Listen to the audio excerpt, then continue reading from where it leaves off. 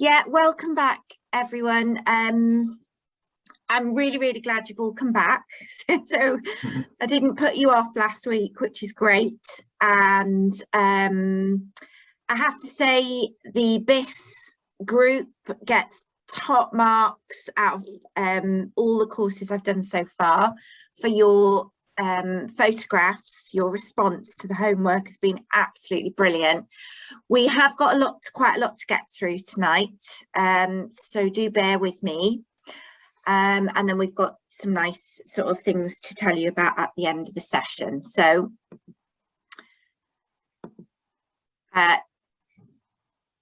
this week we'll be going into the Big 8 in a little bit more detail, looking at the workers and males, and looking a little bit more closely at the cuckoos. And we will be going through photos. I've tried to include at least one photo from everybody that sent them. If I haven't, I apologise in advance because I did get into a bit of a muddle at one point. But hopefully everyone will get one of their photos shown and we can talk about it. And then after tea, it'll be more about the practicalities. So looking at field kits, a little word about Bee Walk, and Ben is going to do some slides on submitting records, because after all, you know, this is what this is all about. Wherever people can, we would like them to be recording the bumblebees that they see. And we'll stop before the tea break for a quick chat, and also at the end see if you've got any questions. So if you remember from last week, we use a suite of clues to help us narrow down what species we may have, and that kind of you know, suite of clues really becomes second nature the more experience that you have. And it was great to see people were really using that in identifying the bees that they had at home, looking at tail colour and banding and the antennae and all that sort of thing. So that was really good to see. And just recapping again, there is some repetition at this, just to especially for those of you that are, you know, coming from a completely sort of no knowledge level. I think the repetition helps. But we've got on the left there the 4 common and widespread species that have white tails, although the buff tails queen isn't quite white. And in the first column, they're white tails with 2 yellow bands, apart from the white tail male, which we'll come to. We're going to do each species in detail this evening. The garden bumblebee, which is white with 3 yellow stripes, which in the field can look like 2. If you've got that one right across the middle, then it's actually 2, one on the thorax and one on the abdomen. And then the Heath bumblebee, which is on balance on sort of a smaller species, with a round face, if you remember, but also with the 3 yellow stripes and the white tail. Oh, just admit Jenny. And then in this column, in the third column, we've got the 2 common species that have red at the tail. In the early bumblebee, it's the very tip of the tail, and it's quite a pale red, almost an orange. The queens have the 2 yellow stripes. Really, we should have another diagram there because the workers often don't have that middle stripe there. And the males are similar, but much brighter and more extensive yellow with a yellow face. And in the red tail, the females, as I'm sure we all know, are this beautiful black with a bright red tail. And the male has a yellow collar and a hint of yellow on the thorax and a yellow face, but no abdominal yellow like the early bumblebee male. And then the final group, I've popped the tree bumblebee in with the gingers because these 2 are quite easily mixed up in the field. And it was really nice last week because somebody sent me a picture of a common carder and said that they been thinking it was a tree bumblebee, but using the information from the course about that snowy white tail and the black on the abdomen, which is quite sort of much more obvious than the common carder, they were able to distinguish. So those two gingery species, the tree bumblebee is fairly consistent in colour. The common carder is more variable. Okay. So here's a few pictures from the group, and I'll tell you now, none of these are bumblebees, but the great thing was you all knew that they weren't bumblebees pretty much, so that was good. So if you remember going back to our sort of questions, if we take a step back, if we're saying is it a bumblebee, some of the ones you took do look similar to bumblebees. This one is a male hairy-footed flowerbee. Beautiful, beautiful little bee, and it's a great photograph. The reason we can tell that's not a bumblebee straight away is if you look at the face of that male, it's actually white and slightly yellow by the eyes. The actual integument is white. You never get that in a bumblebee. They're always black under the hairs. So that's a dead giveaway that that's a solitary bee. Even though it does look quite bumble-like, it looks a bit like a common carder, but definitely not with that white face. Okay, so that's a hairy-footed flowerbee. And then I had this one today. I haven't put all the names on all of them because I was in a bit of a rush, but this is very bumblebee-like, but there is no bumblebee with that colouring. There's no species with that colouring. And that's a tawny mining bee, Andrina fulva. So that's a really, really nice, and that's a female. That's beautiful bee, and it could be mistaken for a bumblebee in that it's a fairly decent size and it's so fluffy. But yeah, you can rule that one out because of the colouring. And this was sent to me today, which I was delighted about. And yeah, it is definitely a bee mimic, but it's not a bee at all. It's actually a beetle.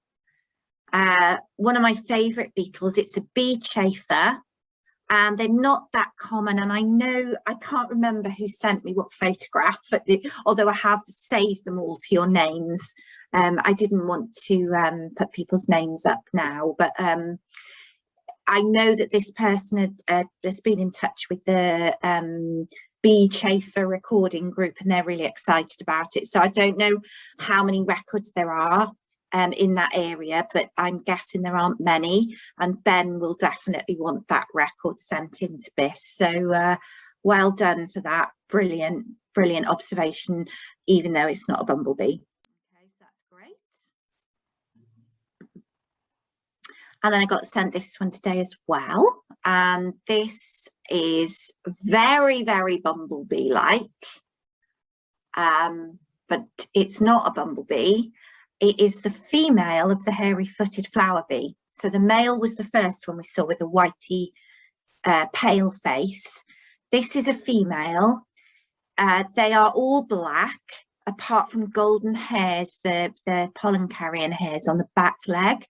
So it's a real distinctive little creature. And once you get your eye in on these, you will recognise them as not being bumblebees. There are instances where you can have a fully black bumblebee, but these are quite a very, very rounded shape, and they have a very sort of flitting flight pattern, quite different to a bumblebee. Beautiful little creatures. And another solitary identified correctly by the recorder here, that's an ashy mining bee. Again, that's a female, Andrina cineraria. So really all good records, all please do send them to BIS. Right, okay. And this tonight might be a bit long because we've got so many of your pictures to show, but okay, so we're going to go into species in more detail now, and we've got two gingery ones, and we'll start with a common carder. I have to say, I don't like the Bumblebee Conservation Trust diagrams for this. I think common carders don't tend to look that uniform. They have much more variation and a lot of dark on the abdomen usually, especially the females. But all three casts are similar. There's no sexual dimorphism as such.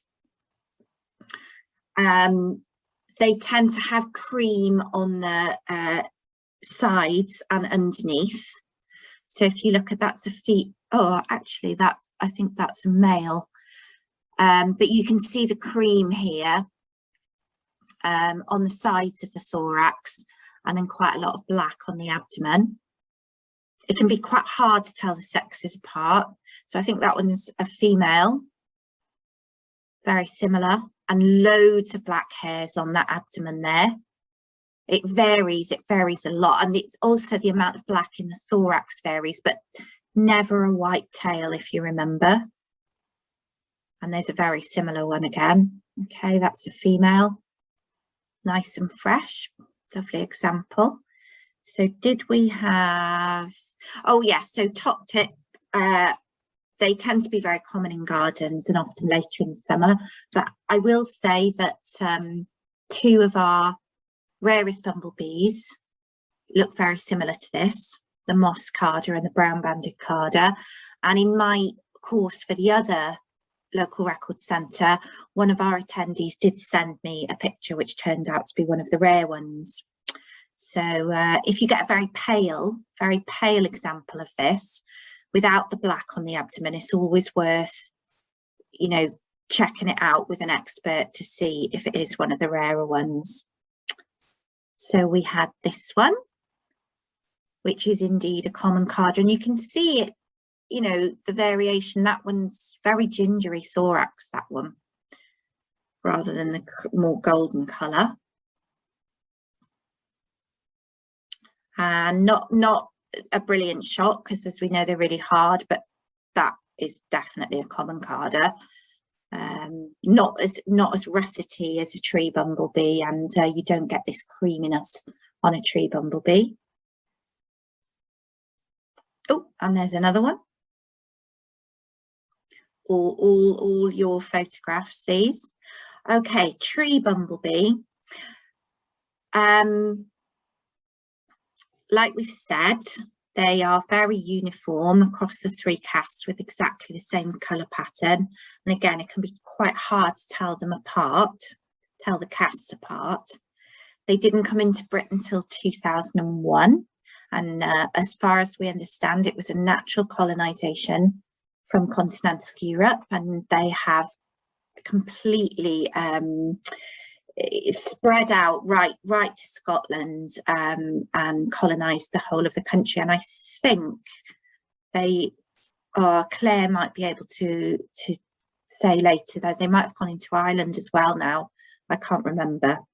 But they don't seem to have had a detrimental effect on our other species, because they've got quite different nesting habits. So that's a classic tree bumblebee with that beautiful tawny thorax, and then jet black and a snowy white tail, no cream like in the common carder. Okay, but just to throw a spanner in the works, melanic forms of the tree bumblebee are reasonably frequent, and I have had a couple people, I don't think from this course, send them in, but this type of melanic individual does occur within colonies. And you can see this one, the thorax is almost completely black, and you can see just a hint of the tawny colour there at the back of the thorax, but it's still got its white tail. So even the melanic forms always have their white tail. So if you see a bumblebee that's almost all black with a pure white tail, it is a tree bumblebee. Okay, there's nothing else that it can be. And that's just a bit of experience, really. I've seen in the last sort of 5 or 6 years, I've probably seen two or three maybe melanic bumblebees, tree bumblebees. And these are the ones that are really common in nest boxes because it mimics their natural nesting site of a hole in a tree. And this was sent to me by the other group, and this is a melanic one. It does have a white tail because they sent me other pictures, but you can see the thorax in this one is completely black, and it's in a bird box, which is typical of this species. This was sent to me by someone in this group, and it is not the best photo, but they suggested tree bumblebee, and you were right, it definitely is, with that white tail, and I can just see the tawny thorax, and it's a bird box, so that's another clue. Okay, and this one from this group as well, this person wasn't sure because the white tail wasn't obvious, and you're right, it's barely there, but it is just about there. So you can see the snowy white hairs at the tip of the abdomen as well, and this is quite a dark one. This has got black within the thorax as well, and that's a little female, isn't it, with her shiny pollen basket and her short antennae, and she looks quite small and skinny to me. Maybe it's because she's a bit damp. And yeah, that's a worker. And there's another one. So yeah, tree bumblebee, well done. That's a nice one. Nice classic sort of coloration on that one. Brilliant, brilliant. Loads of records to send in there, so that's good. Okay, so we'll move on now to the pair of bumblebees that have red at the tail. Both very widespread in the UK, pretty much all over. And the early bumblebee, and we're well into worker season with these guys now, and the males will be coming out soon. They finish their, well, they start their colony cycle early, and they get it finished very quickly, and they often will do a second cycle, so the new queens will actually start another nest rather than hibernate.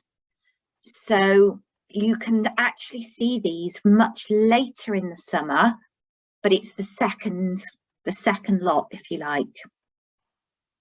Not so with the red tails, they come out a little bit later, and I'm very unlikely to do a second cycle. So the females of both are quite different. The males can be mistaken in the field, I have to say, but as I said earlier, the early bumblebee male has that second yellow band very strongly. So let's have a look in a bit of detail. So the early bumblebee, one of the first to emerge in the spring. The tail colour is so sort of such a small area, it's often difficult to actually see, especially on the workers. It's just the very, very tip that's coloured. The queens have two yellow bands, beautiful, bright, bright yellow. One at behind the head and one sort of second segment down on the abdomen. They're beautiful, the queens. I love early bumblebee queens. But the workers, the little horrors, they can be absolutely tiny, like smaller than a hairy-footed flowerbee, so smaller than some solitary bees. And for some reason, the workers often don't have the second band, but sometimes they do. And the tail can often sort of disappear, the colour disappear, can be quite hard to see. And it's a fluffy species, this one. Long hairs in all three casts. And the males are one of my favourite bumblebees. This is one I took up on the Preseli Hills in Pembrokeshire, probably the end of May time. And they are absolute fluff balls. They're so sweet to look at, which I know isn't very scientific, but extensively yellow. The collar is huge, like a ruff, and they've got a lovely yellow moustache and a beautiful yellow abdominal band. They're absolutely stunning and relatively small. Okay, so that's the early bumblebee. So let's see what we got from from your area. So yes, top tip, it is a small, relatively small species, and the workers can be really tiny. So actually that was from another group, but they got it right. So worker, because the yellow band is missing on the abdomen, orangey tail, lovely bright yellow collar, very fluffy. Okay, and again, not a great photo, but we can get the species because the tail, it's orangey, it's right at the end, and we can see that yellow collar like a halo there around the top of the thorax, and I can see pollen baskets. So that's definitely a little early bumblebee worker. And I think everybody got these right, and that's another one. Again, you can see just how fluffy this species is. Orangey tail, tint of a yellow collar, no abdominal stripe, but it is a female because she's got pollen. So that's an early bumblebee worker. Oh, and another one. Oh, right, okay. So this person asked if it was a red-tailed male, which I can totally understand, because if you look at the ID sheets, you can see the hint of the red tail and the yellow collar. But a red-tailed male, for a start, it wouldn't be out and about now, or if it was, it would be an anomaly. Very unlikely to see a red-tailed male this early in the year. A red-tailed male would have a more extensively red tail, and it would very likely have a hint of a second band on the thorax. Okay, so we can put those things together to say this isn't a red-tailed male, and it is actually an early bumblebee worker. Okay, and I can only tell that really from the colour pattern, because there's nothing else with a tip of a tail orangey like that, little peachy bottom and a yellow collar. And we know it's, you know, it's May, the bluebells are out, so that gives us a clue as well, that seasonality for the different species. Okay, so red-tailed bumblebee then, we'll move on. Bombus lapidarius. So it's a larger species, quite elongate rather than small and round.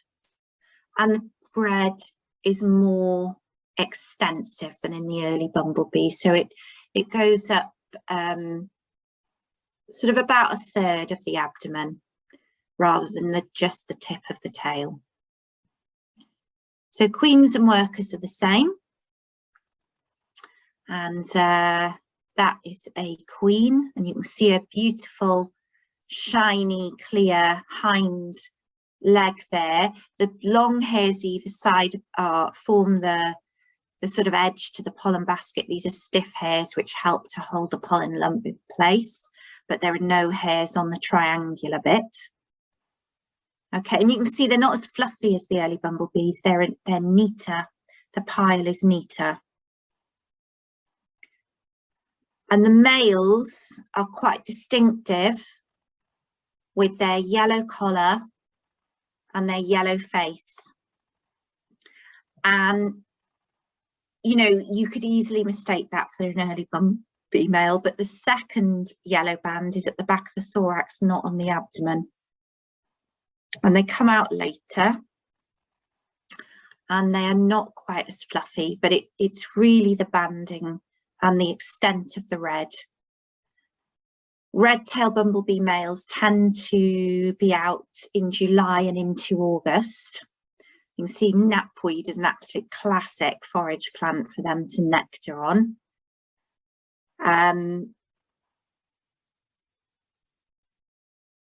But one of the top tips on this species is that they fade really easily, because they come out in sort of high summer and they're out on sunny days. The red on the tail can fade quickly to yellow and then to almost like a grey, a yellowy grey. and the yellow can fade to sort of a silver colour. And your first couple of years identifying these, when you see the faded form, it's like, oh my goodness, you know, what is that? Because it doesn't look like anything, but you know it's a bumblebee. So that is something you just, by your sort of second or third summer, you start thinking, oh yeah, right, that's a bleached out male red tail. But even the females bleach, the red bleaches as well. And there's a fifth bullet point you might have spotted here. The female corbicular hairs are black. I'm not going to dwell on that, but those hairs that I pointed out on the sides of her pollen basket, in the common red tail, they're black. But in one of the much rarer species like this, they're actually red. They look like this, the red shank Carnaby, but I've never actually seen one in Wales yet. Okay, I just threw all these together, folks. I hope I've included everyone's. Some lovely pics there, and yes, you were all right. You all got your lovely red-tailed bees, and the ones on the right here, which might have been from Tammy or Joe. I can't remember which one of you sent these in, but she is so covered in pollen, and that's just so nice to see. You know, it just shows how important it is.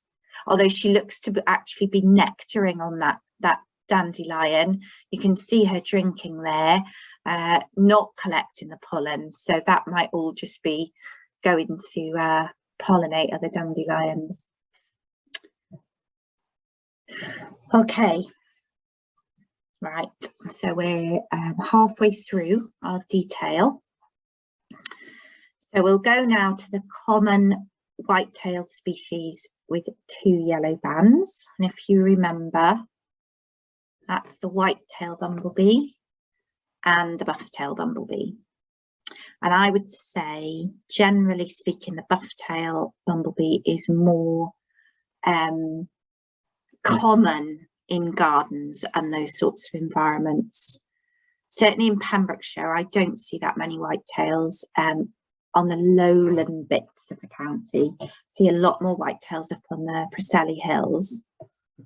Not that many in my garden compared to bufftails. So we'll go to the bufftails first. And even though this species is so well known, there's lots of ways to trip up when identifying with both of these species. So the buff-tail queens, as I'm sure you know, they're the ones that come out early in the spring, and they're huge.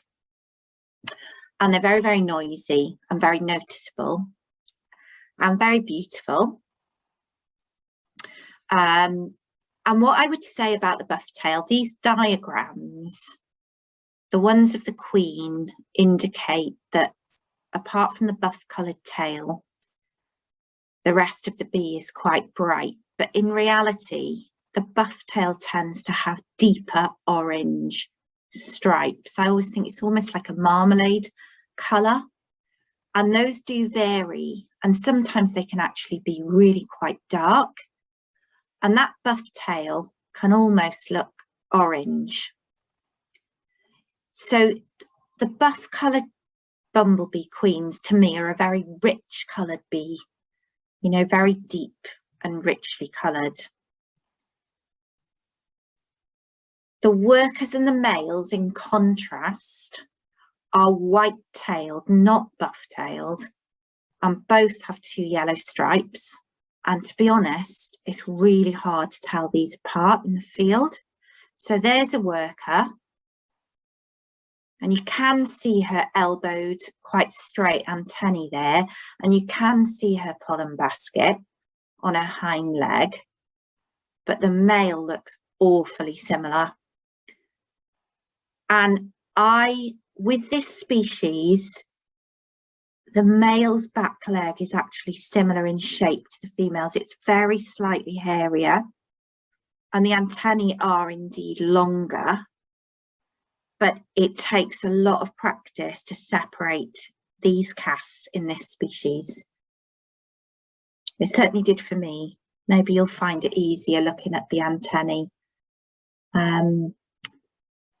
So workers and males, white tail.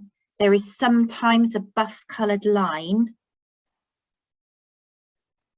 just at the tip, not the tip, that's the wrong word, this end of the tail where the white meets the black, and the same on the male, but it's not always there.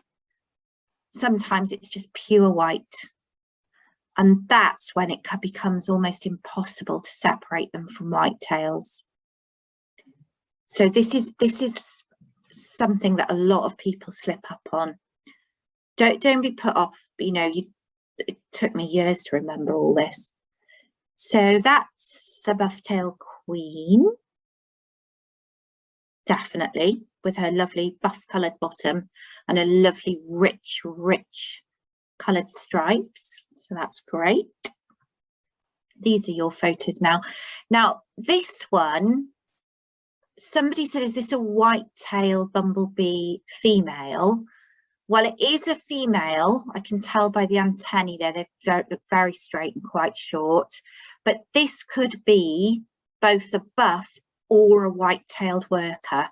Impossible to tell from this picture.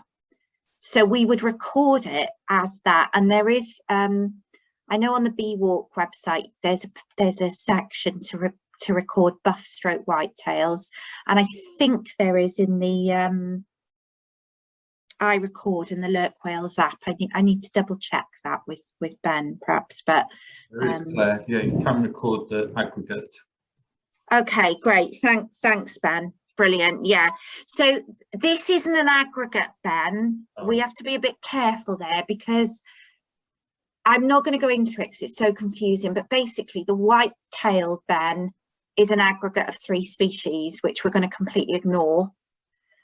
But the buff, when we talk about buff white, we're just stroking it's either a buff or it can be the white-tailed aggregate. But for the purposes of this, we're just saying buff stroke whitetail. Okay. Okay, because they're indistinguishable in the field mostly.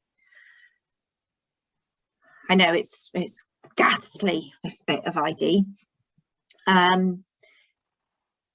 So the white-tailed bumblebee, the queen, 2 and the workers are the same, except the workers are obviously smaller, but they have 2 lemony yellow stripes. They're never dark like in the buff-tailed queen, and they both have pure white tails with no buff at all. So that's a white-tailed queen. Lovely yellow collar, bright lemony yellow. Okay. Lovely insects. And the workers are a small version of that. But the males, this is where the 2 species are really different. And the lovely thing is, if you find a white-tailed male, you know you've got white-tails on the site or in your garden. This is a male white-tail. So you can see his white-tail, and then he's got a lot of yellow on his abdomen, right up towards the waist. He's got yellow there on the thorax, big yellow collar which comes right round his head, and a yellow face, yellow haired face. So the white-tail males, if you've only find the workers on a site, you don't know whether it's a buff or a white-tail. But if you find the males or the queens, then you know that you've got Bombus lucorum. Okay. So I hope that makes sense.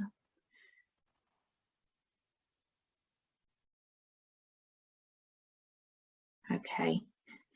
The only way you can sometimes tell the workers apart, like I said, just quickly go back, is if you've got a really obvious yellow edge to the white, and then you know you've got a buff tail. But if there's no edge, you can't call it. Could be either. So did we get, what did we get? So this person said, was this a white-tailed female? And from what we've just said, I don't know, because it has got a snowy white tail and 2 lovely bright yellow bands, and it's got no yellow edge. but some buff-tail workers will look exactly like that. So I don't know. So yeah, I mean, it does superficially look like a whitetail, but can't call it.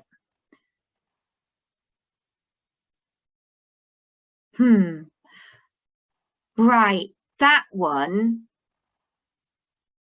to me, I would not want to give the identification on the basis of that photograph, because it's not a good enough photograph.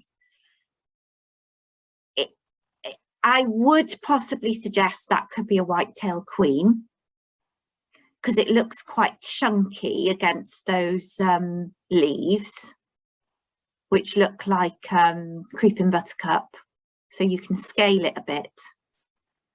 And it's definitely not a buff-tail queen, but I suppose it could be a white or buff-tail worker. Just don't know. So buff whitetail worker would be my best guess, but I wouldn't really want to call it. And again, somebody's asked if that's a whitetail. I would record that as a buff whitetail. I can see the hint of a yellow line there, but the photo is not good enough. So sometimes we just can't do it. Okay. Right, so these two are a bit easier. So common species with whitetails and 3 yellow bands. The garden bumblebee is by far the one you are most likely to see when you're out and about, and it is ubiquitous all over the UK. The Heath bumblebee, I often question whether this should be in the common 8, but it is, because it does have a more restricted habitat than all of the rest, and it isn't common over the whole of the UK. But I mean, these maps aren't exhaustive, obviously, they're very simple maps. And actually, the Biss area is a bit of a gap there, but it will be there. It'll be up in the uplands of your area for absolute sure. And the way we tell these two apart from habitat is a clue, is the face. The garden bumblebee has a really long horse-like face that somebody said to me in an email, and it's true, it is very horsey. And the Heath bumblebee has a little round face. And on average, this species is smaller and fluffier. It's very similar in size and appearance, fluff-wise, to the early bumblebee. Probably my favourite species. I always love finding the Heath bumblebee.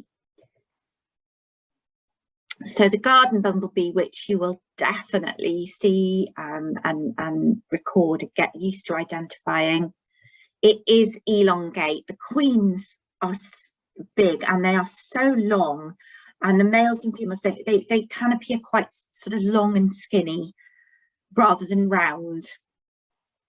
All the same colour pattern. So that's a queen, absolutely stunning bee. So you can see her collar, 1 band there, 2 yellow bands meeting in the middle, lovely white tail, beautiful shiny pollen baskets there, and long face. Profile shots are great because they show us a lot. Long face there, that's a queen that I had in my garden shed. She was very accommodating for a photograph. And they will often be found on deep flowers such as monkshood because their tongue is so long. I haven't got a photograph of a male, which is annoying. So if anyone can get me a male garden bumblebee, that would be great. And yeah, foxgloves, things like that. They're very adept at accessing the deepest flowers, and they have the longest tongue of any UK species. It can be about 1.5 centimetres long. Okay, so very common. Oh, this is one of your pictures. I can't remember who sent this in, but what a shot. Isn't that stunning? Definitely female. Look how shiny that pollen basket is. No hairs on the actual front surface at all. This is such a fresh specimen. It's absolutely beautiful. Okay, little short antennae. That's really good. And there's another one. And you can see 1, 2, 3 bands and white tail. And you can see her sting sheath there. So that's another male and female thing actually that I haven't mentioned, but we'll do when I come over to your area. The females, you never get it in a photograph really, or rarely, like this, where you can see the pointed abdomen. The male's abdomen is blunt. And here's a couple more from this group. Brilliant shots. I think this one's on the broad beans, if I'm not mistaken, with lovely pollen baskets. They're orange pollen from somewhere or other. Long tongue, 3 stripes. And this is a great one because this shows how the 3 stripes can look like 2 stripes. But because they're in the middle across the waist, we know that it's garden bumblebee and the long face. They're going for the comfrey. Oh, lots of garden bumblebees in the Biss area. Another great shot here, look. Really nice on, is that Sylvestress? I'm not sure. So well done, everybody. Brilliant, brilliant photographs. Okay, so last one now. Bombus genalis. Lovely species, very round face, and you do get your eye in on this, you know, when you're out in the field and you start seeing these different things, you can tell that face shape. The Queensland workers are the same. So that's a typical Heath bumblebee, and you can see it's quite fluffy, a bit like the early bumblebee. We can't see the face though. I need to get different photographs for this. Pollen basket there, so that's a worker. And the males, you can see the rounder face there, and it's yellow. This male is slightly faded. Some of the yellow on there has gone a bit white. And this is a male that I took up on the Priscilles. This species is fairly early as well. You might get males out now towards the end of this month. You can see 1, 2, 3 yellow stripes, but he's got a yellow face, and the Bumblebee Conservation Trust diagram there, I'm ashamed to say, is mistaken because that face should be yellow. Okay, this is the 4th common species where the males have a yellow face. So that's the Heath bumblebee. And yeah, we could have a look to see what sort of records we've got for that in the area when we look at recording after the break. Strongly associated with heathland, not always in the uplands, you know, coastal heathland as well. I've seen this species on. Okay, well, it's past. I think most people are back. So should we make a start? Do you want to just show that map, Ben? Yep.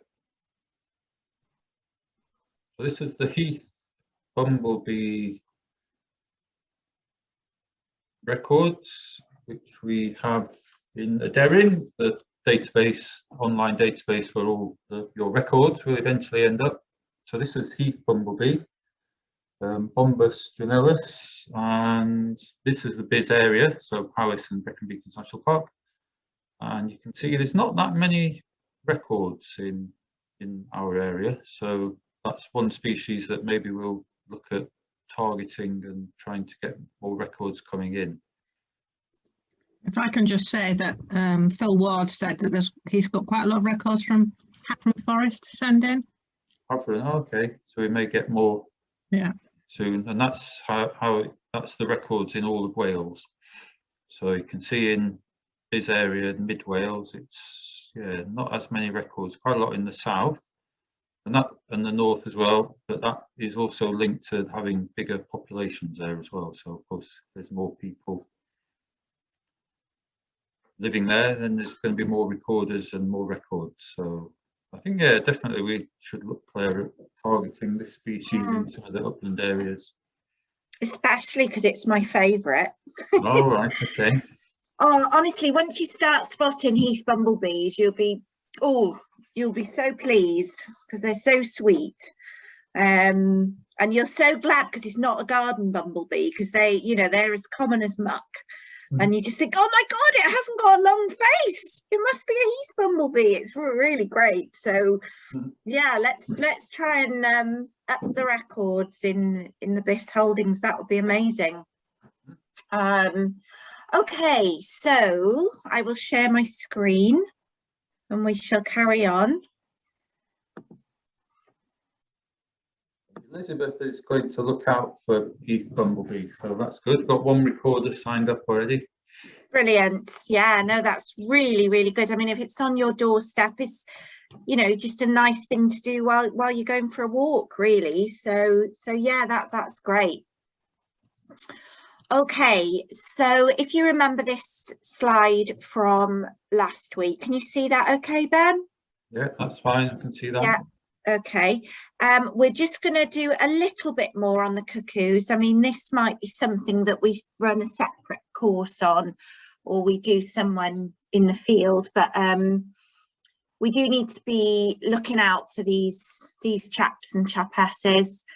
And if you remember, they often look quite sort of black in that they most of them don't have any middle bands. It's just the tail and the collar. Sometimes they have dark and smoky wings. They have the spindly legs, and are often quite sparsely haired with the integuments showing through, the black shiny integument. Their flight and their walking is much sort of more lumbering and slow than social bumblebees. They tend to be like sort of lumber over a flower and look quite awkward. And as I said last week, they're often spotted on things like brambles and dandelions because of their relatively short tongues, though not exclusively so.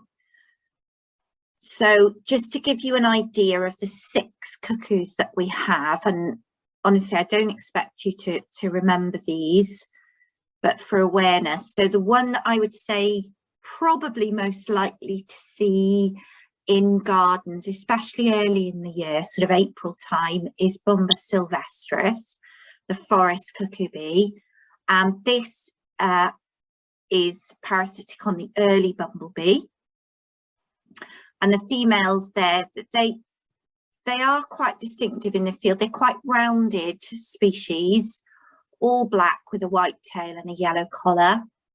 And the males are very variable, but often they're the same with the yellow collar and the white, but the tail has a black and then an orange tip. Funny colouring in the male forest cuckoo bees. Like I said, don't worry about remembering this, but keep your ID sheet, to hand when you've been out recording. The Bombus vistalis, for me, down in Pembrokeshire, these 2 species are definitely the most common, and I do see this one. The females are as big as a buff-tail female, and indeed they are parasitic on buff-tail, so they're all host specific, and their colour intends to mimic the host. So yellow collar, they do have a yellow abdominal band, but it's above the tail, joined, if you like, to the white with a notch, which is quite distinctive to see. And the males the same. And the males tend to be quite elongate, kind of quite long and thin. And you see them in gangs on top of knapweed and things like that. The males, that is. The females are always alone. The red-tailed cuckoo, Bombus rupestris, looks superficially the same as its host, the red-tailed bumblebee. So if you saw this, you would think initially probably it's a red-tailed bumblebee, but I've only ever seen a couple of females of this species, and they are massive. They're monsters. So easily as big, if not bigger, than a buff-tailed queen. And the wings on this species are black. You can't see, that image doesn't have any wings, but they are black, very, very dark. The males are highly variable, the amount of yellow they have on them, but they are slightly reminiscent of a red-tailed male. I don't think that I've ever knowingly seen red-tailed cuckoo males. The male cuckoos are really hard because they're very variable. This is Barbet's cuckoo, which is, I have seen a few times in Wales, and it is parasitic on the garden bumblebee. And as such, it mimics it slightly in having that second yellow band there and little bits of yellow on the abdomen as well. Again, the males are quite variable. So these diagrammatic representations are really oversimplified, and there's actually a lot more variety, especially in the males. So the gypsy cuckoo, my favourite Latin name, Bombus bohemicus. Very, very similar actually to the southern cuckoo, Bombus vistalis. In the field, they're very difficult to tell apart. I'm trying to think now. There's a microscopic difference. I can't think what it is. It's to do with the number of dimples on one of the segments. And the males, again, a little bit like vistalis, even having yellow above the tail, but they have more yellow on the abdomen. Tricky, tricky. And this one, Bombus campestris, the field cuckoo, it's parasitic on the gingery common carder. And as such, it's got a bit of a ginger hue to the yellow.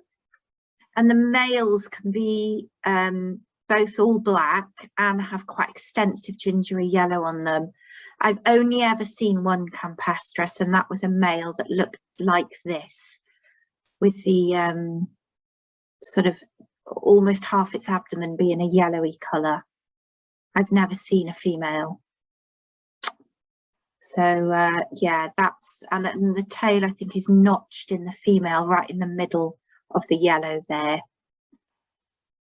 But that just gives you an idea of a little bit more detail with the cuckoos. Okay. And these are all cuckoos that I've photographed in the last few years. So this one here on the dandelion is absolute typical Bombus sylvestress forest cuckoo. That's that one up in the top left hand corner. Yellow collar, white tail. And you often see them in the spring sitting on dandelions. Right, so that's typical Bombus sylvestress.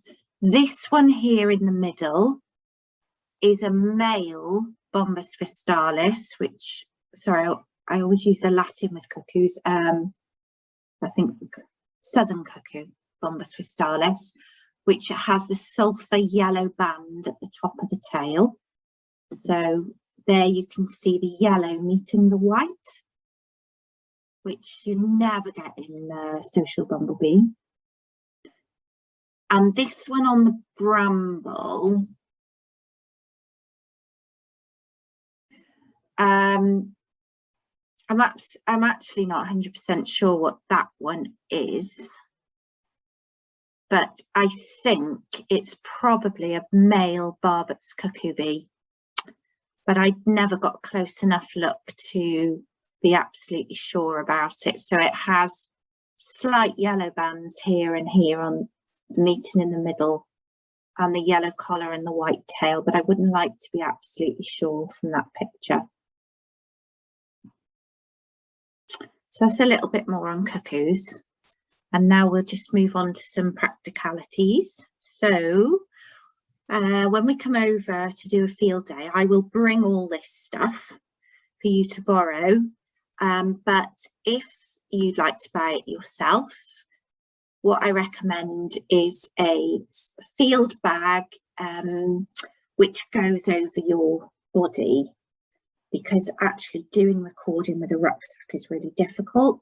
So I have a field bag with my pots and my phone, which has a good camera and a GPS and my hand lens and that sort of thing, all to hand so that I can get it.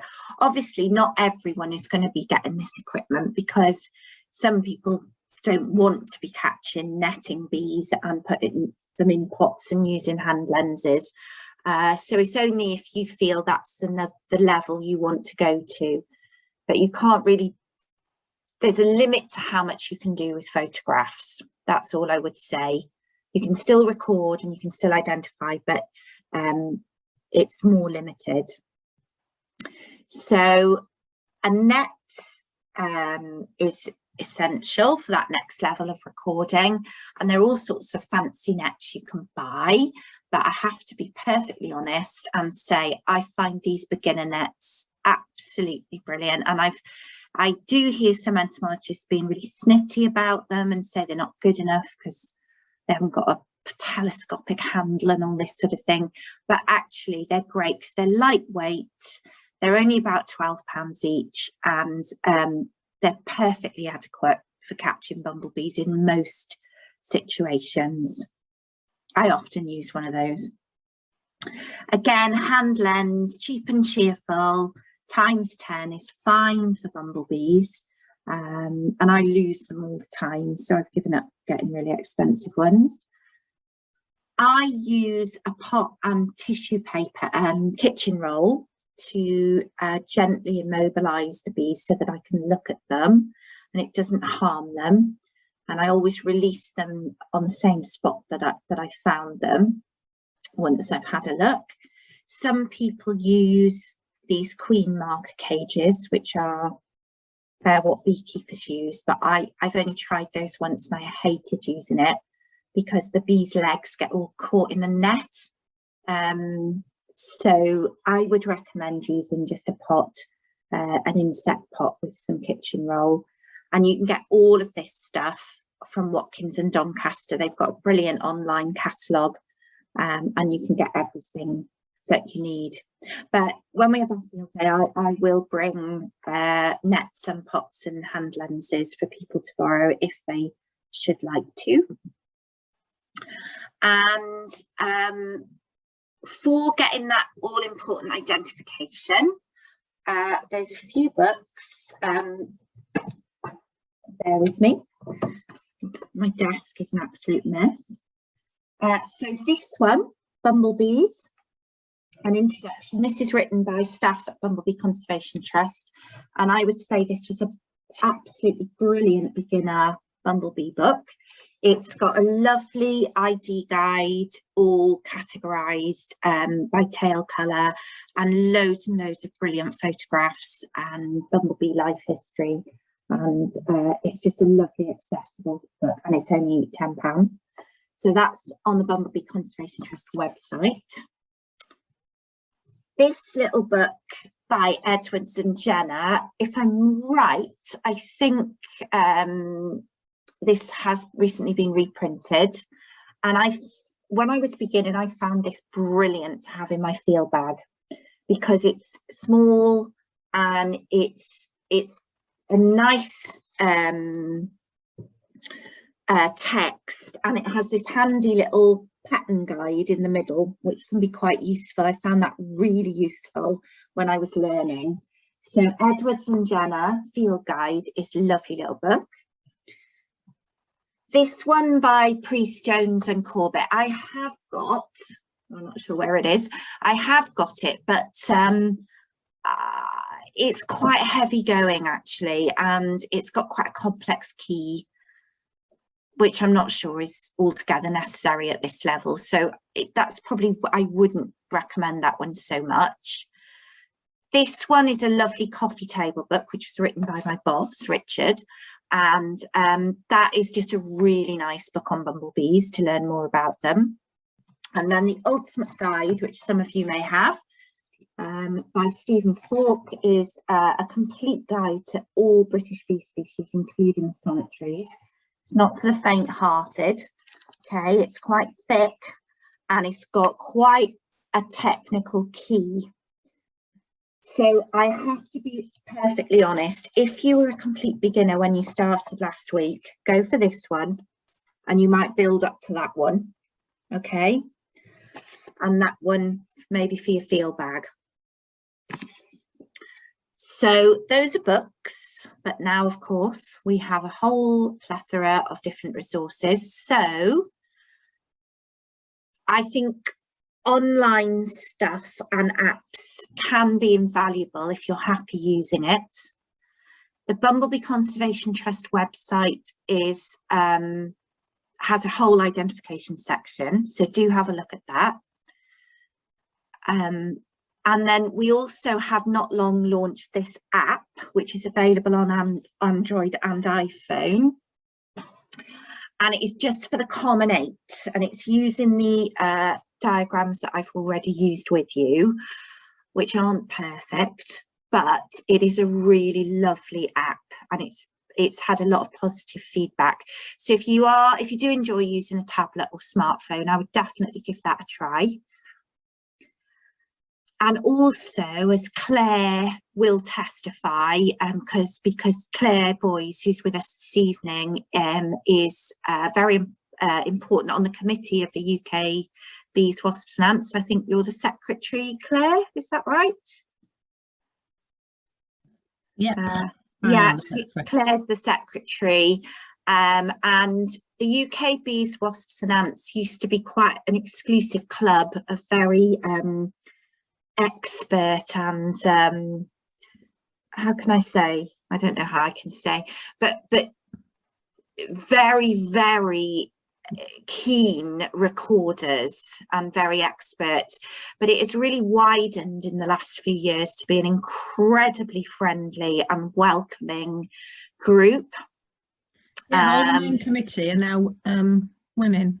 I was just going to say the women. Yeah.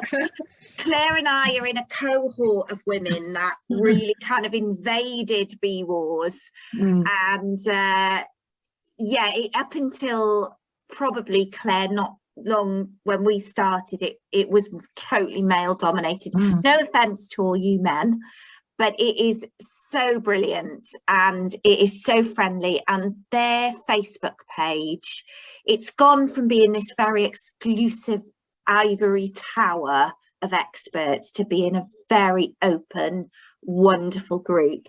And you can, if you have a Facebook account, you can put a picture on there and somebody will help you. And the great thing is it's overseen by a group of experts who don't let any mistakes get through. So if you're on Facebook, become a member of that group, and that is the place to help with your ID before you submit your record. Okay, I don't go on there much just because I haven't got time, but it probably in a few years when I'm retired I will take a more active role. You'd think that, Claire, but I don't have time to go on it either. Yeah, it's one of those things where there's a real core group of people that have taken it to their hearts, isn't there, Claire? Yeah. No, and they are brilliant. But and they'll often sort of take the time to tell you if it isn't right, why it isn't right, and yeah, what it and is. There's no like loads of people get stuff wrong. Nobody cares. They just help. So it's a lovely. Don't be intimidated by it at all. I've put stuff on Twitter that's wrong and then got a barrage of comments from all my bee friends saying, yeah, I don't think so, Claire. So we've all done it. Right, okay, another online resource is by a wonderful friend of ours and amazing entomologist Stephen Falk, who wrote this. He has got an online Flickr resource which is just unbelievable. It's amazing, and he has got a whole section on bumblebees, and it's got every single UK bumblebee, even the ones that went extinct last century, a ton of photographs and information, and there are also downloadable crib sheets. So all you do is put into Google Stephen Falk Flickr and it'll come up, and then you've just got to get to the Bumblebee section. So that's phenomenally good resource. And now I'm actually going to hand over to Ben. Okay, last week we did a poll, and I noticed I think there was 12 people that had never made a biological record. So I'm hoping that we can get all you 12 people that never made a record of wildlife to actually make one. There's lots of ways out there. If you are a smartphone, tablet, iPhone, iPad user, then there's 2 apps that are really easy to use. They both work in exactly the same way. One is iRecord, and that's for the whole of the UK. And we've also got one for Wales called the LERC Wales app, Lurk Wales app. The LERC stands for Local Environmental Record Centre. And that is bilingual, so you can actually use that totally in Welsh as well. So pick one of those, and that will be an easy way to make records. I'll show you how you can do that later. If you prefer to put your records in online, so sitting at a computer like you are just now, then the iRecord is also available online, and that's a really easy way to put records in if you're not confident in using the smartphone. And it does link to the apps as well, so they're all kind of interlinked with each other. And if you're really not tech savvy, then there are alternative non-tech ways that you can use, and one is to fill in a spreadsheet, which you can get from us, and you can also email your records to us. The benefit of using the app and the online sites is that you can attach photos, and they make sure that you put all the information that we need to make a record, or for you to make a record. They make you put that in before you can actually submit it to us, so you can't like miss any details off, because there's 4 things that we need from you to make a valid biological record, and that's the who, what, where and when. So who you are as the person making the record, the recorder, what you've seen and where you've seen it and when you saw it as well, so the date and the location. So the who, what, where and when are the 4 things that we need to know, and the online and apps make that really easy. So for online recording in Wales, I would suggest using the Lurk Wales app. If you want, you can use the iRecord app. If you're already using it, then please do. We do get all the records. As I say, it's fully bilingual, so you can make all your records in Welsh, and that includes the common names as well. They've got Welsh equivalents, and it is linked to the iRecord, so it's kind of part of the iRecord family, and that's the one to use in the UK. So if you wanted to record wildlife in England, Scotland, etc., then use the iRecord for that. And it allows you to record as you go, and you don't need to be online, so you can have it on your phone, make lots of records. You don't need any connectivity, and it uses the GPS to locate where you make that record. It knows what the date is, and it'll add that automatically. And the only thing you need to add is what you've seen. So you would type in the species, the wildlife name that you've seen. So it makes it really easy. And this is the screen that you would see with the Lurk Wales app. You can see I've got a Bombus leucorum terrestris on the top there, which is the 2 species that are kind of difficult to tell apart, the white-tailed and the buff-tailed. So that's how you would record both of those if you're not quite sure which one it is. Or you can type in buff-tailed, white-tailed. I think it's one way around. You've got to put white-tailed, buff-tailed for it to come up in the kind of common English name. So to add a record, you would just hit that big green symbol at the bottom with the white crossing, and then you would go through all the different stages to add a record. And in true Blue Peter style, here's one I made a few weeks ago when we had that nice sunny spell. So I'll play this, and this will just show you how easy it is to make a record. I'm here in my local churchyard, and I'm going to show you how quick and easy it is to add a biological record using the Lurk Wales app. I'm going to record this yew tree churchyard behind me. Here's the Lurk Wales app home screen. To add a new biological record, click on the green plus symbol.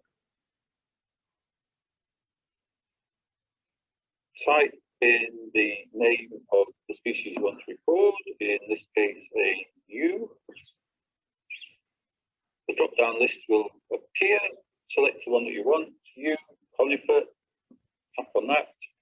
Your phone will then add that record to the Lurk Wales app, and it will sit on your phone until you send it to us. So that's the record made simple, quick and easy. If you want to check the details, click on the record line, where you can see we've recorded a ewe, we've got the grid reference and today's date. In red is name missing. It's always good to add a location name so we can cross-reference that grid reference. So tap on the location line and type in the name of the nearest place, in this case Brecon. Use the back arrow top left to go back to your record, where you can add other information if you wish. Really useful is to add a photo of your records if you can. So bottom left, click on the camera symbol. You can add a photo you've already taken from your gallery, or take one there and then by clicking camera symbol. Take a photo of your yew tree. Bottom right, click OK to add it to your record and to send it to us. At the moment that record is just sat on the phone. Send it to us. Top right, click upload.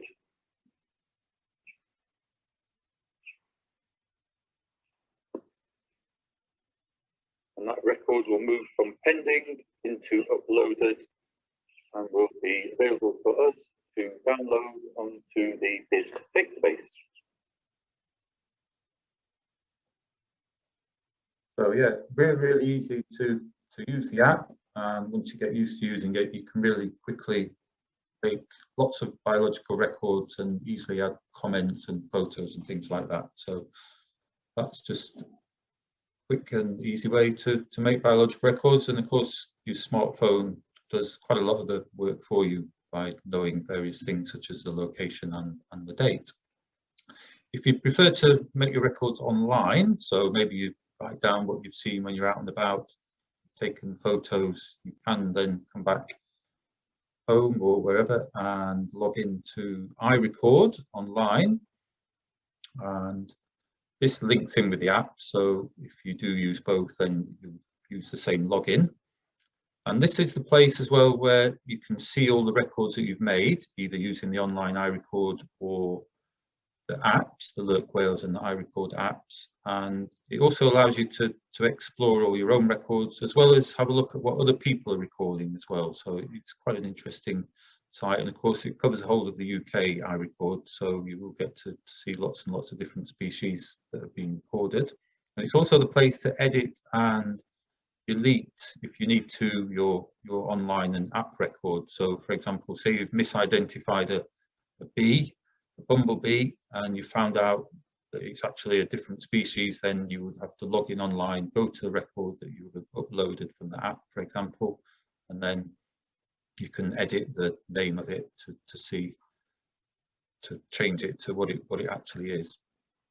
So I've also done another. There's that who, what, where and when, the 4 important pieces of information, but also did another a little bit longer video, because it does take a little bit longer to put a record in online, just to show you how easy it is to do this as well. So let's watch this one now. Here's the iRecord homepage, which I've logged into. To make a biological record, hover over record and click enter casual record. Here's the recording form. The species I want to record I saw yesterday, so in the date box and click on yesterday's date. I'm logged in so it knows who I am as the recorder. The species I want to record is toothwort, a parasitic plant. And as I type, you'll see suggestions are made from the species dictionary. Eventually it will come up with the one that I want, which is toothwort. As there are two similar choices, there's a yellow triangle with a 2 just to alert me to the fact that I might need to just carefully check I'm choosing the right one. In this case, it is toothwort. So I'll click on that. A useful addition to your record, which you don't need to do, is to add a photo. You can either drag and drop from your files or click on the add photo and select it from files on your computer. By double clicking, you can see it uploading there. That's really useful for the verifiers, the experts that see your records. They'll be able to check that it is actually toothwort seen. At the bottom of the form is the where information. And you'll see there's 2 red asterisks here. And that's because, as well as giving a precise location, which is usually a grid reference, we need you to write a place name just so we can cross-reference the grid reference of your record to the place. So it's quite easy to put the wrong grid reference in or mix up the numbers, for example. A good feature on the iRecord website is a search function. So I type in the place where I saw or I want to search, select the correct one, and on the map on the right, we'll see the map of Brecon. I can now zoom in using the plus and spot the area where I saw the record, which was in this woodland here. So I can click on that square. It'll turn into a satellite photo image. So somewhere in that 100 by 100 meter square, I saw toothwort. If I knew more accurately where it was, I can click again and it will turn it into a 10 meter square, which is an 8-figure grid reference. That's a really good, accurate record. That's all the information I need to add. I've added the photo, and I've also added the when, who, and what, and just done the where, got a location name, and a grid reference, which you'll refer to as a spatial reference, kind of scientific term, and all grid references are based on the British National Grid. There is a box between the photo and the location about sensitivity.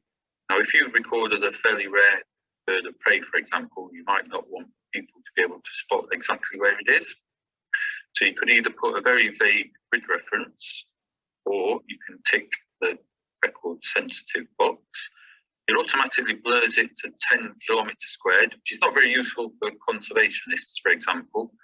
So I would recommend choosing either 1 or 2 kilometers, because that will give an approximate area where you saw that species, and it will also be a good indicator of where a rare species is living for a conservationist. In the case of my toothwort record, it's not a sensitive record, and you will rarely have to tick this. So I'm going to untick it. So that's all the information I need. Done a quick check, and I'm now going to submit my records to the iRecord website database. And from there, we can download that record into the BIS database. So that's the online recording, which, as you can see, just takes a little bit longer than using the app, because you have to do some of the information inputting yourself, such as the location, and it's not as quick to add the photo as well, and you have to find out where it is stored on your computer as well. So they're the 2 methods that we'd recommend, the app and the online recording sites with iRecord. So there's the app and there's iRecord. So they're the best ways to record. And just quickly, a couple of other methods. If you're making a lot of records, then a spreadsheet is another method, and you can get one of these off the BIS website, and it will have the columns listed with all the information that we need. You can see the species name, location, grid reference, date, and observer's name, which is the recorder name, highlighted in bold. So they're the 4 pieces of information that we need. And then, of course, you can send that to us by email. And also, if you are just doing occasional records, maybe you would send an email with maybe a photo attached. and we could make a record on your behalf, or we do have a simple online recording form similar to the one that I showed you using iRecord Online, and you can get that from our website as well. But both of these methods, the spreadsheet and the occasional, I would hope that you would only record records made in the Biz area, so only use that for the ones that are used that you've seen in our area. That'll just make it a little bit easier for us, but the best ones are definitely the app and the online recording sites. So we'd prefer you to use those if that's all right, but there are alternative ways if you prefer.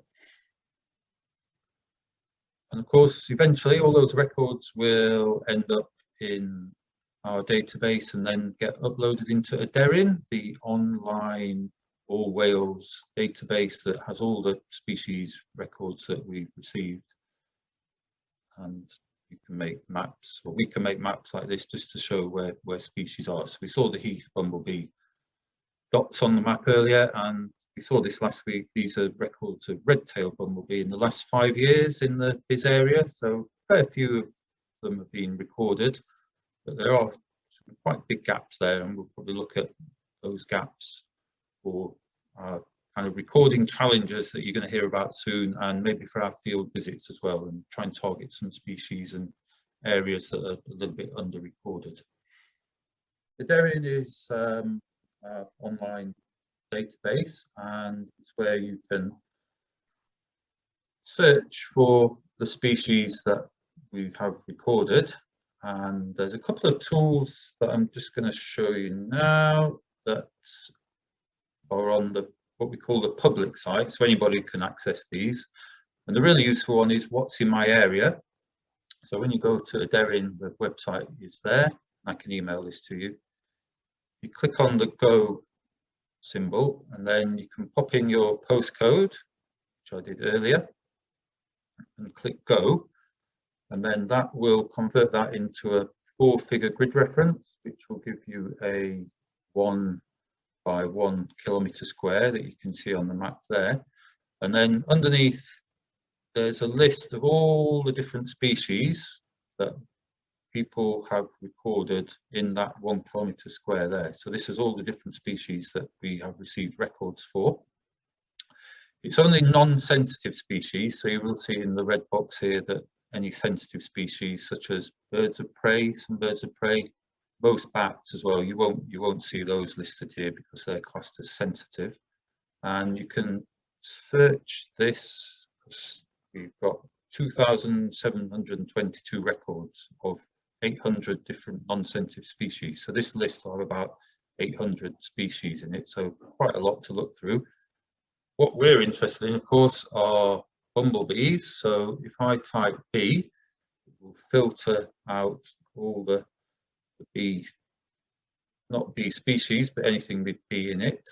And you can see we've got some garden bumblebee records, red-tailed, white-tailed, buff-tailed, and we'll probably have the, yes, Bombus leucorum terrestris there, white and buff-tail.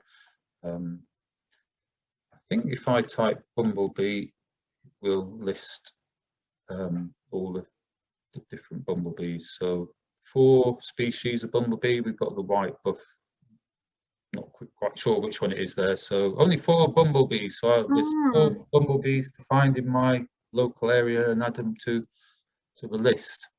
I did notice as well, if you're typing bumblebee, it's 2 separate words. If you type bumblebee as 1 word, you only get the 1. So just a really useful little tool called What's in My Area, that's on the home page of Aderin when you log in, and you can search any 1 kilometre square in Wales, so your local area or somewhere that you might be visiting or where you work, for example.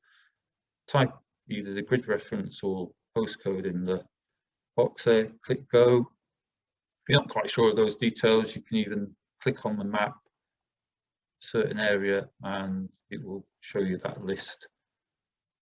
So that's just a random square, and you can see all the different species that are being recorded in that 1 kilometre square that you can see in the map there. So I bet there's not many bees in here. All right, we've got no bees, beetle and beech farm. So, so yeah, have a look at that. That's a really useful little tool on the Derrin that anyone can have a look at.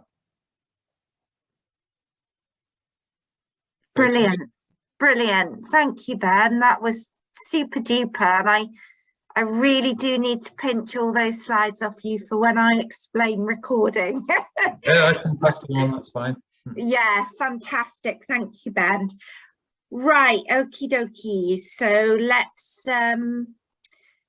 finish up because I bet we're all getting a bit tired now. Okie dokie. So some of this is going over what Ben said, so I'll be able to skip a few slides, but basically, you know, as I've told you before, my project has been funded because we need more data in Wales, and just doing those little searches then that Ben did, like that square he looked up only had 4 species. Well, I'm sure there are more species there, and I'm sure that the Heath bumblebee is probably quite widespread in your area, but we don't actually know because there just aren't enough records. So we need the data, and with bumblebees, really, there are 2 key ways that you can do that. You could set up, you know, you can do and or really of these 2, but you could set up a bee walk monitoring transect, which is part of our citizen science scheme, Bee Walk. And I'll tell you a bit more about that in a minute. Or you can submit individual sightings, just as Ben has described there, into iRecord or into Lurk Wales via the app or the BIS recording system, etc. So, you know, the second one is a bit more sort of doing it as you're going along, and that gives us a really good idea of bumblebee distribution, i.e. where certain species are recording, but setting up a transect gives us information on abundance. So it's a scientific method of seeing how bumblebee populations change with time. So it's fundamentally different in the type of data that we are then able to use. I'm going to ignore the last one because we're not going to talk about that tonight. Okay, so just one slide on Bee Walk. It's the National Recording Scheme to monitor the abundance of bumblebees in the UK. It's one of the only standardised monitoring schemes of pollinators in the world on a nationwide level, and it's undertaken by volunteers who identify and count bumblebees they see on an hour's walk, and it's once a month from March to October. Anyone with basic bumblebee ID can become a bee walker. You need a spare hour or so every month to walk your fixed route, which is always the same route. So it's, like I said, it's scientific and it's standardized, and you choose your route. And it's usually about 1 kilometre or so long. And sightings are submitted through a different website to what Ben has just described, which I'm not going to go into now, but I will at a later date. But those records will come back to the record centres, so it will go into our Wales database. And this information is used to monitor how bumblebees populations change through time. And it gives us far more information in terms of pollinator conservation and understanding population declines. So a lot of this is used in research, and my manager Richard publishes quite a lot of scientific papers based on Bee Walk data. So it's used at quite high level, but also to inform conservation decisions on the ground. So these are my recording slides, so I'm going to whiz through those now because we don't need them because Ben has done it. Okay, so before we do a chat and our quiz. What I wanted to tell you was that just today, Ben and I and the other local record centres have decided to offer an online training course for all of you who might like to come along on setting up your own bee walk monitoring transept. So, you know, it's something that you start off. I certainly started mine when I wasn't that good at IDing, but it was through my bee walks that I really did get to grips with my ID. And we're going to run that. You will be sent an email and an invite, but we're going to run this on June the 23rd from 6 till 8 p.m. And I will be going through bee walk in some detail and how to choose a bee walk and how to register on the bee walk website and submit your records. We realised that this might not be for everyone, or it might not be for everyone for a year or two, but everyone is welcome to come along to the training.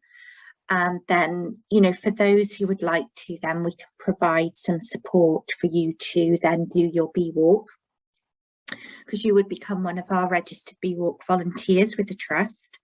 And we also have a bee walk officer who also provides help and support to our bee walkers.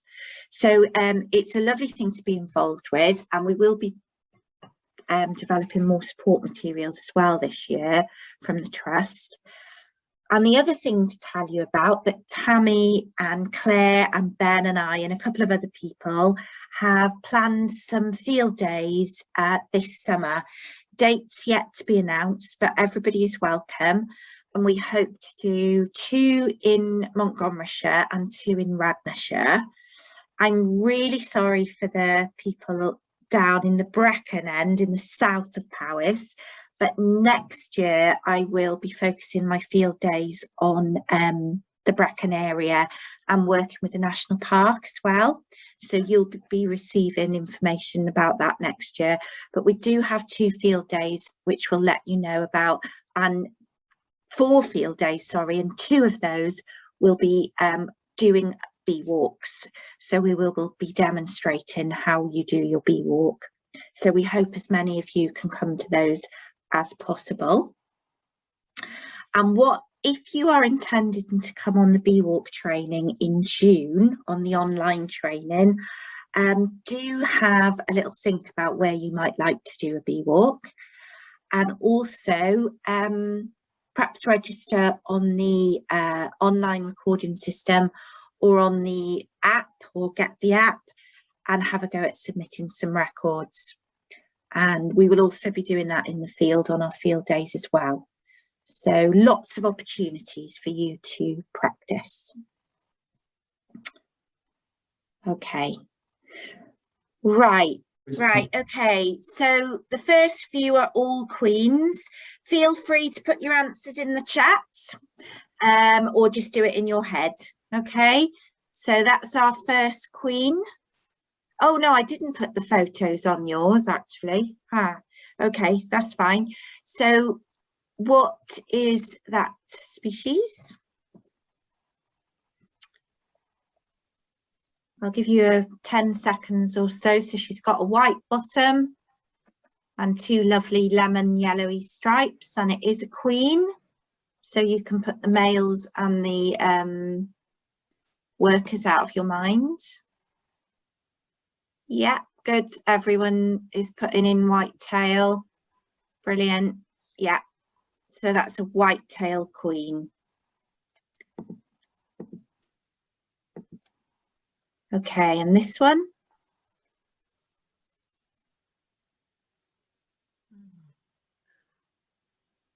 So again, it's a queen. Oh, chat's going up really quickly. Yeah, Bombus pascorum, common carder. Yeah, well done. These are all quite easy now. You've got these sussed.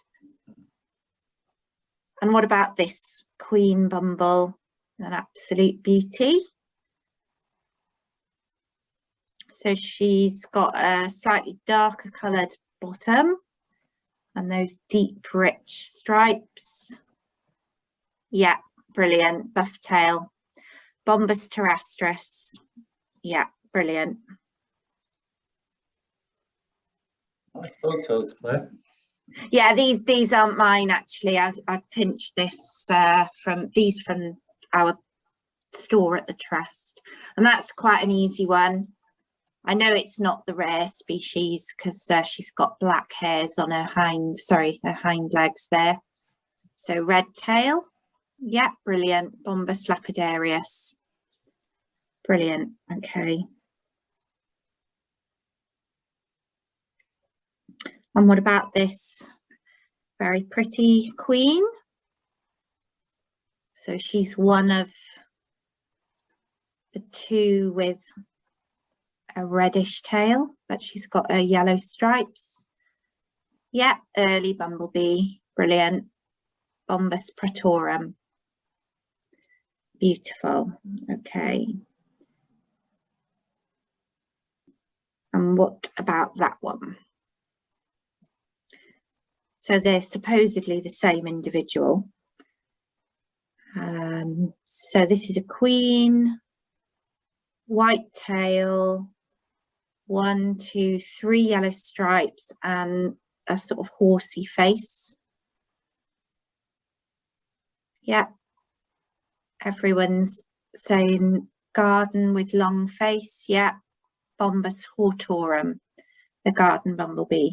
Good.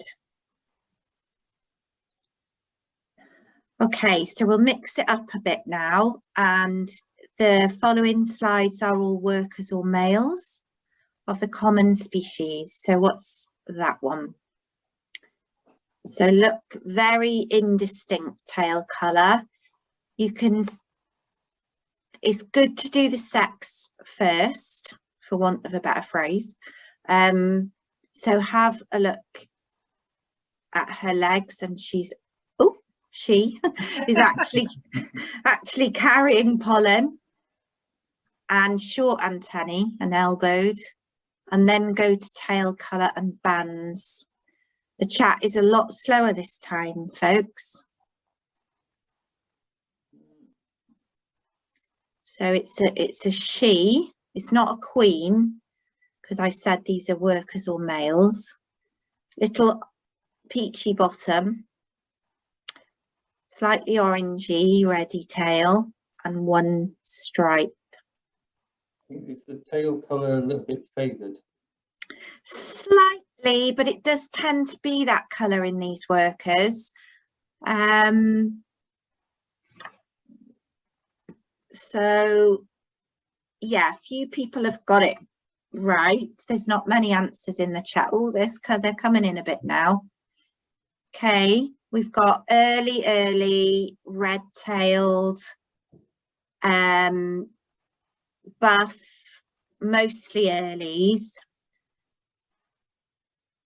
Okay, so if you've got your chart to hand, I know this looks like a buff tail colour, a buff colour, but this is the trouble in the early bumblebee, which is what this is. In the workers, you can barely see the orangey red tail. So I can totally understand why you'd call this a buff tail, but a buff tail would have an abdominal stripe as well. And a red tail worker wouldn't have any yellow stripes. So it's an orangey peachy bottom, 1 yellow stripe. So it's an early bumblebee worker. Because if you remember, the early bumblebee workers lack the second yellow, well, not always, but usually it lack the second yellow band. Okay, loads of people get that one wrong. So what's this one? Try and do the sex of the bee first, because that's going to narrow it down. And these antennae are quite long, and I can just about see hairs on the surface of the hind femur there. So this is a male, if you haven't already done that.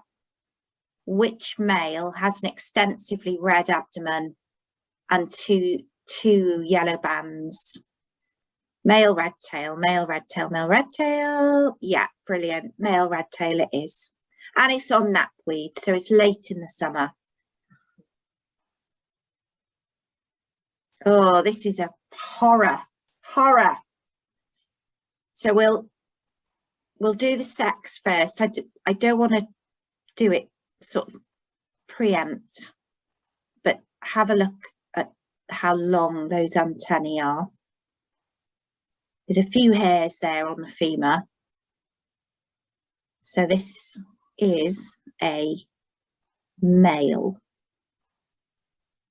And he's got a white bottom and 2 yellow stripes. So there's only one male it could be. Yeah, it is a male, and it is, yep, you're all getting it right. It's a buff tail male. And it took me about 3 years to get my eye into these guys. I just couldn't do it. I found it so hard. But it's a buff tail male, and they all look like that. There's no variation in that cast. What about this one? Again, do the sex of the bee first. So look to see if this is smooth, this femur and the hind femur, and look at those droopy long antennae.